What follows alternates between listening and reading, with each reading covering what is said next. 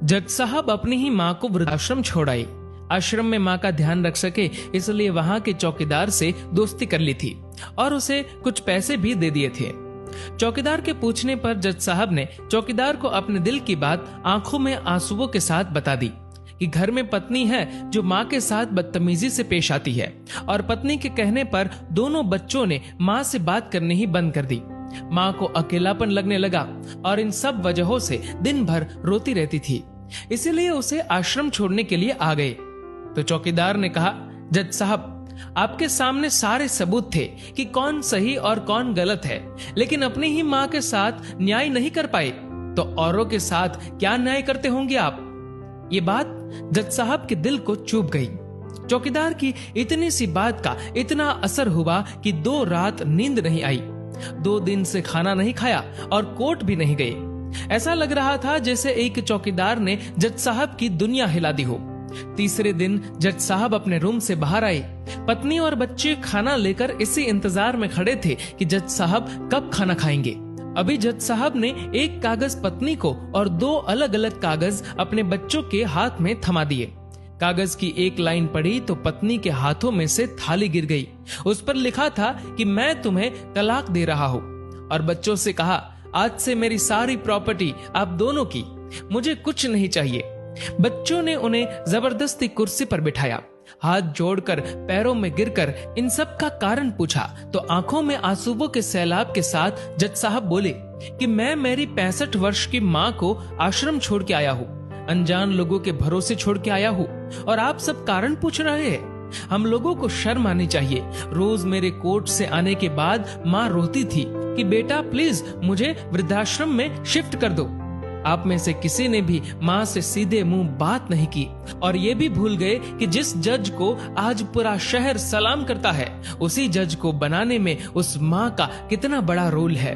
कभी दूसरों के घरों में काम करने जाती तब भी मुझे अकेला ना छोड़ती थी।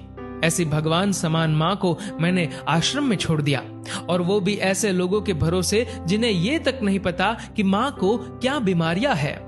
खुद को कोसते हुए जज साहब कहते हैं, दूसरों पर फैसले सुनाने वाला आज मैं खुद हार गया। मैं जज नहीं बल्कि गुनहगार हूँ, और मैंने जो गुनाह किया है वो शायद कानून तो माफ कर देगा, लेकिन ईश्वर के कोर्ट में वो कभी माफ नहीं होगा। ये कहते हुए जज साहब बोले कि अब मैं अपने पापों का प्रायश्चित करने जा रहा हूँ। मैंने अपना सब कुछ आप लोगों को सौंप दिया है और अब अपनी माँ के साथ आश्रम में रहूंगा और उनकी सेवा करूंगा। पत्नी से जज साहब ने कहा कि याद रखना, आज तुमने उस माँ को आश्रम भिजवाया, तुम भी एक माँ हो, कल तुम्हें भी कोई आश्रम भेजेगी, तब तुम्हें मेरे इन शब्दों का अर्थ सही मायने में समझ आएगा। ये बोलकर जज साहब आश्रम के लिए चल दिए। आधी रात को चौकीदार भी जज साहब को देखकर चौंक गया। आश्रम के अंदर दाखिल हुए तो देखा माँ सो रही थी।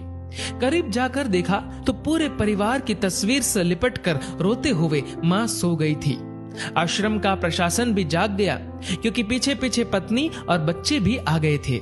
उन्हें ये एहसास हो गया था कि उन्होंने क्या पाप किया है। तभी आश्रम की एक कर्मचारी बोली, हम इन्हें आपको नहीं सौंप सकते, क्या पता कल आप इन्हें मार दो तो। ये सुनते ही जज साहब की पत्नी को दिल में बहुत दर्द हुआ। वो बोल उठी कि मैडम जी, शायद हमारे हाथों बहुत बड़ा पाप हुआ है, मानते हैं, लेकिन अब हम इन्हें मारने नहीं, इन्हें एक नया जीवन देने आए हैं। आश्रम के सभी बुजुर्गों की आंखों में आंसू थे। सब के सब रो पड़े। खुशी के आंसुओं के साथ माँ को घर ले आए। लेकिन वही आश्रम में अनेक आंखें ऐसी थी जो किसी ना किसी का इंतजार कर रही थी। माँ, तेरा कर्ज मुझसे अदा क्या होगा, तू अगर नाराज है तो खुश मुझसे खुदा क्या होगा। दोस्तों, इस कहानी को लेकर आपकी क्या राय है, नीचे कमेंट करके जरूर बताएगा। और दोस्तों, अगर आपको ये वीडियो पसंद आए तो इस वीडियो को लाइक करेगा और ज्यादा से ज्यादा लोगों तक शेयर करेगा। और ऐसे ही और भी इंस्पिरेशनल वीडियोस के लिए सब्सक्राइब करें हमारे यूट्यूब चैनल को और फेसबुक पर फॉलो करें हमारे पेज को। धन्यवाद।